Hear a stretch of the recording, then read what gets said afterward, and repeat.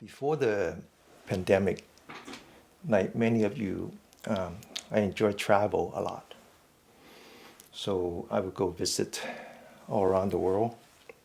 The one place that I really enjoy visiting is Japan. Japan is wonderful for many reasons. One of the reasons is that it's the place that still retain a lot of the Chinese culture. So they started to receive the Chinese culture around the Tang Dynasty, which is about 15, I would say about 1500 years ago. So it's as if you're going back in history. And so when you visit Japan, you see a lot of Chinese culture that are really well reserved. The other thing that I enjoy seeing is all the fruits that they have, the melons, the strawberries.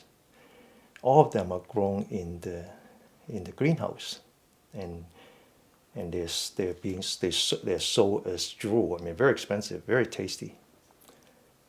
One of the crazy things that they have is watermelon, not just regular kind of watermelon, square watermelon. I mean, these are like watermelons, exactly the watermelon, except that they're square. And of course, they grown them in the box. But you have to imagine, it takes a lot of skill to grow watermelon in the box. You know, that they have to get sunshines and nutrients and all that. But that's what they are, you know, square watermelon. You have to find them. They're not everywhere. So I started thinking that what if all watermelons are grown that way? Then the watermelons would not know the difference, right? Because they look around and everyone is square. But you know that's unnatural. You know that's unnatural, that they're being constrained. And you know that when you constrain something, there's trauma. So there's got to be something wrong with this watermelon, but they wouldn't know. Now imagine us, you and I. We're all the same. We are taught that our only existence is a material existence. That we live in this very limited dimension, one dimension, and that's all we have. Imagine someone comes along and says, no, that's not true. You don't need to be a square watermelon. You can actually get out of this artificial constraint called a box and live to your potential. Which means that you don't have to be limited to just the physicality, that you can actually live in the energy domain, as well as what's called the mind domain. So it's the energy, it's the material, it's the energy, and the mind. The mind is not the brain, it's something else. This is not new. This is what the quantum physicists always been telling us, that there's energy, there's material, and there is the mind. There is what's called quantum information. So if you allow to live to your full potential, where you're not experiencing just the physical material body, but also the energy body and the mind body, that's got to be healthy, right? And that's what we're talking about, is that if you want to be healthy, then don't constrain yourself to this one dimension. Don't be like the square watermelon, because that's artificial. Live to your potential. Understand that you have the material body, you have the chi body, and then you have what's called the mind body. There is another reason to think like that. In the afternoon class, right here, I talk about how we limit our practice to a sitting position, because a lot of our fellow students, they have some limitations. One reason or another.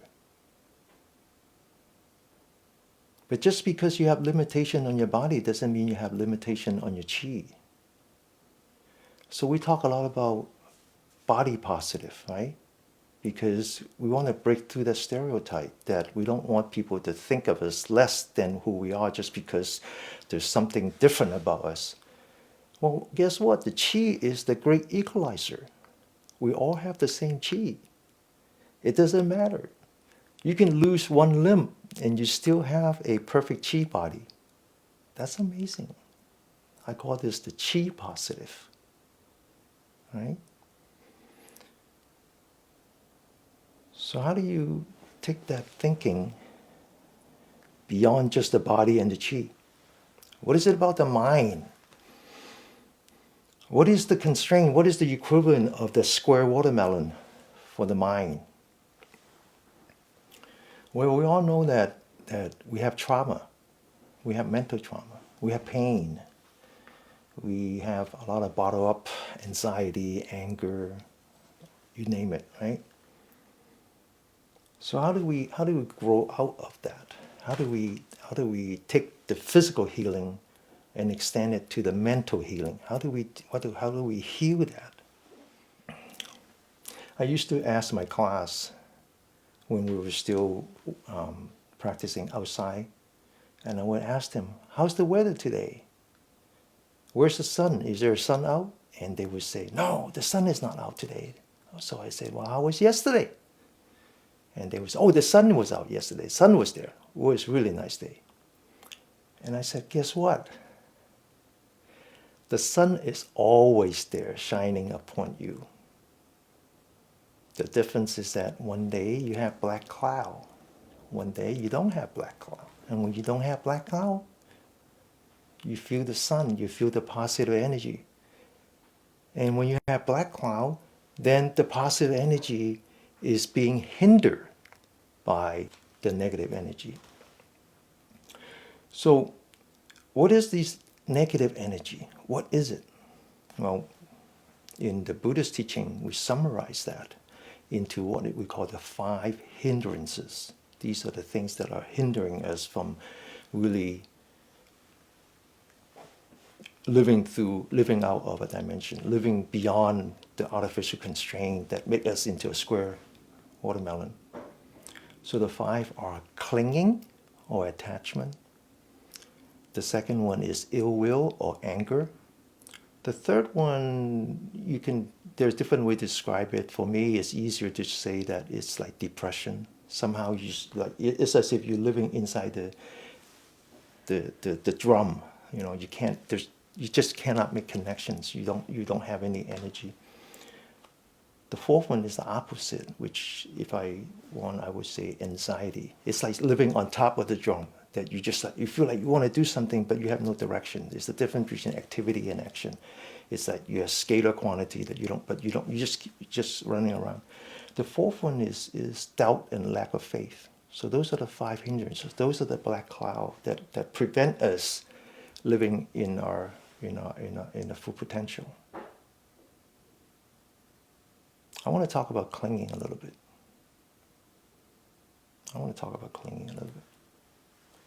So in the past, I talked about my father.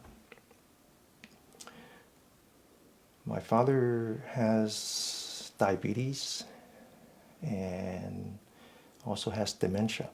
His dementia is actually a direct result of his diabetes. So it's dementia, but not Alzheimer. So there's actually nothing wrong with his brain. It's just that the excess glucose got into the blood vessel in his brain. And he's perfectly functional. He's a very kind man, fully functional. But somehow he can't connect anymore. So he actually doesn't know who I am. He kind of knows who I am. He knows that I am that person that take care of him. But he doesn't connect. He knows that he has a son, or he has 3 sons that he brought over from Macau. But he doesn't necessarily think that I'm that person. But he's perfectly open with me. We have a great time. So one day, I forgot all the detail, but one day I keep pushing him. I said, "Don't you remember who I am? Don't you know that I am your son, that I am this person?" And all of a sudden, his head just explode. His head just explode. And he walk or crawl, whatever. And I know many of you might or might not know what a Guan Yin. Some of you might have seen it. It's what we call the Buddhist of Mercy. We all have it, all Chinese family. It's similar to like the Virgin Mary. And he just crawled in front of that and he just said, help me, help me, help me. I know right there, I have made a big mistake. I want so much for him to remember me that I don't understand that our survival, he has to find his own way. So in his mind, I finally realized that he felt that he has been abandoned by his original family. And he has this new group of people around him to take care of him, but he doesn't connect. But he has to make it work. And he's perfectly accepted that because he needs to survive. I am the one who's clinging to the past. I am the one that want to force him to remember me. That's called clinging. That is our number one hindrances.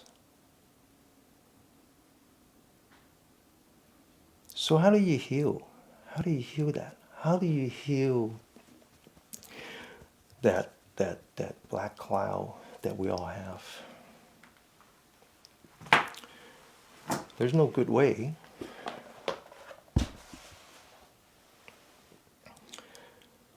The only way you can is you just keep trying your best. And you keep shifting your emphasis away from that. Keep reminding yourself that I don't need to be that person. I can do better. And so once again, I want to introduce you to Metta practice. The Metta practice is as important as all the things that we have done. All the things that we have done has to do with the healing of the body. The Metta practice has to do with healing of the mind. That we have to constantly remind ourselves that we need to be loving kindness, compassion, empathy, and finally equanimity, starting with loving kindness. Always remind yourself of loving kindness.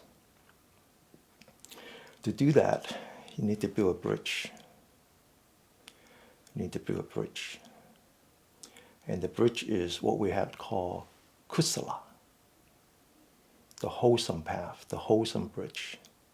And I remember last time, if you were here, it's the hand. You start with appreciating your hand, appreciating my father, appreciating that he is still with me, that we can share time together. Just like we used to when I was 5 years old. I would, at night, Saturday night, I would walk out on my own to his shop, wait for him to get off from work, go out, see a movie.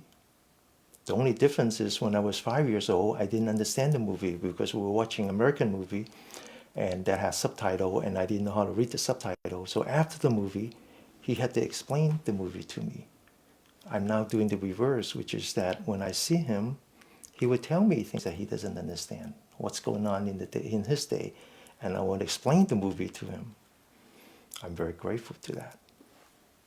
I'm grateful for my hand.